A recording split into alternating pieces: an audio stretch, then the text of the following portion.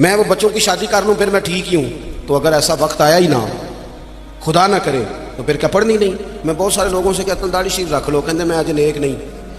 تو میں نے کہا داڑھی کی قسم ہی اٹھانی تھی, بس نیک ہونا تو رکھنی ہے, روٹی کی اٹھاؤ نا کہ جب تک نیک نہیں ہونا کھانی نہیں, یہ کرو نا بات. باقی سارے کام چل رہے ہیں اور اس پر آپ کسی کو توجہ دلائیں, بلکہ بعض نے چھوٹی رکھی بھی ہوتی ہے. تو میں کہتا ہوں چھوٹی والے کو بھی تو لوگ مولوی کہتے ہیں نا, تو اسے پوری کر. اپنی مرضی کی کیوں رکھتا ہے, رب رسول کی مرضی کی رکھ. کام جو کرنا ہے اسے شروع کیا جائے, جو ڈیوٹی کرنی ہے اسے. ہمارے ملک میں رواج بنا دیا گیا ہے, کام نہ کرو ویسے کرو, کام نہ کرو کیچڑ اچھالو. یہ دیکھو نا کتنی تکلیف ہے سیلاب والوں کو, کتنی تکلیف ہے. ہمارے وہاں دوست موجود ہیں, اپنی ہمت کے مطابق کام کر رہے ہیں, میں خود بھی وہاں حاضر ہوا تھا. اب وہ کہتے ہیں کہ جلدی امراض ہونے لگے.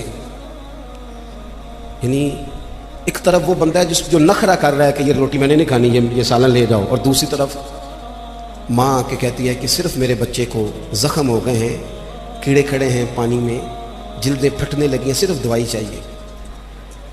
تو کیا رب کریم نے حساب نہیں لینا؟ چلے مہربانی کرتے, وزیروں نے تو نہیں جانا تھا, پیر ہی ایک ایک دورہ کر آتے, تھوڑی سی توجہ کر لیتے. کیا یہ محبوب پاک کو راضی کرنے کا طریقہ نہیں؟ کیا حضور نے فرمایا نہیں جو میری امت سے محبت کی جس نے اسی نے مجھ سے محبت کی؟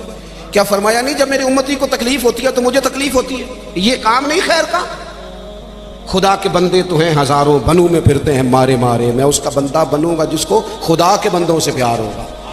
اپنے اوقات کو مرتب کریں. ہمارے ہاں مزاج نہیں کام, یہ دیکھیں نا جلسے ہو رہے ہیں, آ رہا ہے فلانا, جا رہا ہے, یہ ہو رہا ہے, اور سب سیاسی جماعتیں اللہ ماشاء اللہ جتنے خرچے یہ ان کاموں پہ کرتے ہیں نا, اس سے آدھے خرچے اگر کریں. آپ گاڑیاں سجا رہے ہیں, فلان ہو رہا ہے, پجاروں نکلی ہوئی ہیں, فلاں کام ہو رہا ہے, اور دوسری طرف حال یہ ہے کہ لوگ چار پہیاں کھڑی کر کے ان کے اوپر چادریں ڈال کے اپنی بیٹیوں کو چھپائے بیٹھے. نہ ادھر ادھر کی تو بات کر, یہ بتا کے قافلہ کیوں لٹا, مجھے رہزنوں سے غرض نہیں, تیری رہبری کا سوال ہے. تھوڑا سا توجہ دینے کی ضرورت ہے کہ ہم ترجیحات ہماری کیا ہیں, ہم اصل میں کرنا کیا چاہ رہے ہیں, ہمارا رستہ اور سفر کیا ہے. وہ ایک علاقے میں نا, بلکہ یہ میرپور جب ایک دفعہ تاریخ بتاتی ہے کہ سارا کسی حادثے سے ٹوٹ گیا تھا, تو ایک آفیسر کہتے ہیں میری یہاں ڈیوٹی تھی, کیونکہ شہر سارا ہی ایک دفعہ الٹ پلٹ ہو گیا تھا, تباہ ہو گیا تھا. تو میں نے دیکھا ایک بوڑھا شخص اور اس کی بیوی 2 بوریاں گدے پہ رکھے ہوئے آ رہے ہیں. میں نے آگے بڑھ کے سلام لی, بابا جی کدھر جا رہے ہو؟ کہنے لگے پوچھنا تھا وہ بیت المال کا دفتر کہاں ہے, کہاں جہاں خزانہ جمع کرایا جا رہا ہے. تو میں نے کہا بابا جی میں ہی ہوں دفتر کا آفیسر, آپ نے کیا جمع کرانا ہے؟ تو کہنے لگے میں نے اور میری بیوی نے کانپتے اور بوڑھے ہاتھوں سے محنت کر کے یہ کچھ سونا چاندی ملبے کے نیچے سے نکالا ہے, بیت المال میں جمع کرانا ہے. تو میں نے کہا بابا سارے لوگ گھر لے جاتے ہیں, آپ بیت المال میں لے آئے. کہنے لگے پتر شہر سارا ٹوٹ گیا ہے, یہاں ہمارے بزرگوں کی قبریں ہیں, ہم تعاون کرنا چاہتے ہیں ہمارا شہر پھر سے آباد ہو جائے. شہر آباد ہوں گے تو گھر بھی انشاءاللہ بانی جائیں گے. وطن جب رہتے ہیں نا تو پھر سارے کام ہی چلتے رہتے ہیں, لیکن آپ پرواہ نہ کریں, وقت کو ضائع کریں اور فضول ابحاث میں ٹائم ضائع کریں, کوئی معنی نہیں. آپ دیکھیں نا نبی پاک صلی اللہ تعالیٰ علیہ وسلم نے فرمایا وہ بہترین مسلمان ہے جو لا یعنی باتیں چھوڑ دیں, بے مقصد باتیں زندگی میں چھوڑ دیں, بس با مقصد باوقار پتے کی بات زندگی میں کریں, وقت کو ضائع نہ کریں. اور جن لوگوں نے اپنا وقت مرتب کیا, کام کیا, ڈیوٹی کی زندگی میں, حضرت عمر بن عبدالعزیز کی عمر 39 سال ہوئی ہے, پوری 40 نہیں. کتنی بولیے؟ 39 سال کی عمر میں یہ بندے نے روز قرآن پاک بھی پڑھا, درود پاک بھی پڑھا. اس شخص نے امت کو عدل و انصاف سے بھی بھرا, مساجد بھی بنائیں, انہوں نے مدارس بھی قائم کیے, خدمتیں بھی کی. عمر 39 سال پائی, لا سجنا ایسا توڑ ہی نہیں پائی, تو جان بھی دیتی تیرا تیرے. ہم نے تو طے ہی نہیں کیا آج تک. یہ بہت سارے نوجوانوں کو میں دیکھتا ہوں ساری دن تصویر پہ گزر جاتا ہے, سارا دن فوٹو آنی چاہیے.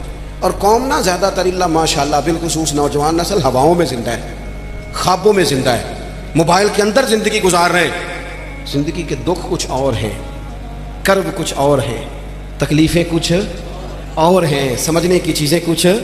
جب دوائی کی ضرورت ہو تو پھر گوشت سے پیٹ نہیں بھرا جاتا, پھر دوائی ہی کھانی پڑتی ہے. ترجیحات اور ہیں, ہمیں اور طرف بڑھنا ہے اپنے آپ. اور جب بندہ مرتب زندگی گزارتا ہے نا, جس مقصد کے لیے رب کریم نے اسے بھیجا, الذی خلق الموت والحیات لیبلوکم ایکم احسن عملا, جب وہ بہترین عمل کرتا ہے تو پھر وہ کافر کا نظریہ ہے کہ مر جائیں گے تو فنا ہو جائیں گے, زندگی میں جو موج کرنی ہے کر لو, یہی ہے سارا کچھ.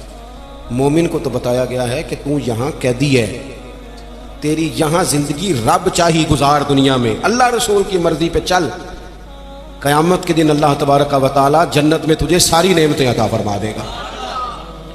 یہ کووڈ-19 کے دن تھے نا، تو مجھے ایک سرکاری ادارے میں مدعو کیا گیا، کہنے لگے جی خوف بڑا ہے لوگوں کو، کرونا سے ڈرتے ہیں، بعض لوگ تو ایسے ہیں جو کسی جگہ ہاتھ، یہ ٹینشن بڑی سوار ہوتی ہے نا۔ ایک صاحب میرے سامنے بیٹھ کے کہنے لگے جی مجھے تو زیادہ لوگ جمع ہو جائے تو گھٹن ہونے لگ جاتی ہے، تو یہ قبر میں تو میں تو بڑا خوف کھاتا ہوں۔ تو میں نے ان سے کہا قبر کھڈا ہے، گڑھا ہے، دوزخ کے گڑھوں میں سے گڑھا ہے، حدیث صحیح موجود ہے، بات بالکل ٹھیک ہے، لیکن قبر کی ایک دوسری حالت بھی ہے جو بندہ مومن کے لیے۔ آپ کا جو خیال ہے نا سانس کیسے آئے گی، چاروں جانب سے بند ہے، تو جو رب مانگ کے پیٹ میں بندے کو سانس کے لیے موقع دیتا ہے نا، اور اگر کوئی اس سے بھی زیادہ آسان بات سمجھنا چاہے تو انڈا چاروں جانب سے بند ہوتا ہے، سوراخ بھی کوئی نہیں ہوتا، چاروں، میری طرف دیکھیں جی، چاروں جانب سے انڈا بند ہوتا ہے، لیکن جب چوزا نکلتا ہے تو زندہ بھی نکلتا ہے، سانسیں بھی لیتا ہے اور خوبصورت بھی نکلتا ہے۔ تو جو مالک وہاں اس کے لیے ساری آسانیاں فراہم کرتا ہے وہ قبر میں بھی فرمائے گا۔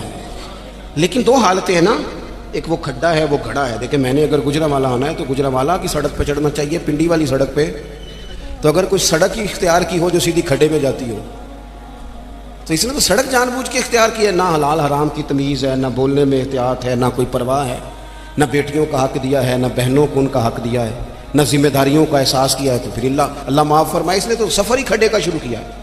لیکن اگر اس نے زندگی تھوڑی محتاط گزاری ہے، رب چاہی گزاری ہے، تو پھر قبر کی دوسری حالت بھی حضور نے بیان کی۔ یعنی بندہ مرے گا تو ذرا تصور کرنا کیا کہنے لگا ہوں، جب وہ مرے گا تو اس کی صرف قبر نہیں بلکہ اس کی قبر باغ ہے، کیاری ہے، قبر باغ ہے، اور معمولی باغ نہیں، جنت کے باغوں میں سے باغ، اور ایسی کیاری جنت کی، ایسا باغ، ایسا گلشن کہ جس میں آنکھ کھلتے ہی پہلی زیارت ہی مدینے والے محبوب کی نصیب ہوگی۔ کیا کہا حضرت نے، کہنے لگے لحد میں عشق رخ شاہ کا داغ لے کے چلے، ہم نے اندھیری رات سنی تھی چراغ لے کے چلے۔ اب اللہ فرماتا ہے یوم نحشر المتقین الی الرحمن وفدا، فرمایا جو متقی لوگ ہوں گے نا، پرہیزگار، وہ جب رب کی بارگاہ میں پیش کیے جائیں گے تو مہمان بنا کے پیش کیے جائیں گے، اللہ کی بارگاہ میں مہمان بنا کے، وَنَسُوقُ الْمُجْرِمِينَ إِلَىٰ جَهَنَّمَ وِرْدًا، اور مجرموں کو جہنم کی طرف پیاس سے ہانکا جائے، پیاس سے ہانکا جائے۔ اپنے معاملات زندگی کو ہمیں جلدی سے طے کر لیں، وقت نہ گزر گیا تیزی سے، کالے بالوں کی جگہ سفید آنے لگ گئے، اور تندرست وجود کہیں کہیں سے درد کرنے لگ گیا۔ یاروں کے دوستوں میں سے، یاروں کی جماعتوں میں سے کچھ دوستوں کے ہم جنازے پڑھائے، وہ جنہ باجوں ایک پل نہیں سجیندے، پھر وہ شکلیں یاد نہ رہی ہیں۔ داؤد تائی رحمۃ اللہ علیہ سے ہارون رشید نے کہا تھا کہ کوئی نصیحت کر دے، تو فرمانے لگے آپ کے والد کہاں ہیں؟ کہا قبرستان میں، دادا قبرستان میں، کہا ایک بیٹا بھی تھا قبرستان میں، بھائی قبرستان میں۔ فرمانے لگے تو نے اتنے جنازے پڑھے، ابھی بھی میں تجھے نصیحت کروں؟ تیرا کیا خیال ہے وہ چلے گئے، تو نے نہیں جانا؟ او پہ دستیاں قبراں جنہ تے پھول پے، ادھروں تے کوئی نہیں جی آمدا، ادھروں ہی لکھاں گئے۔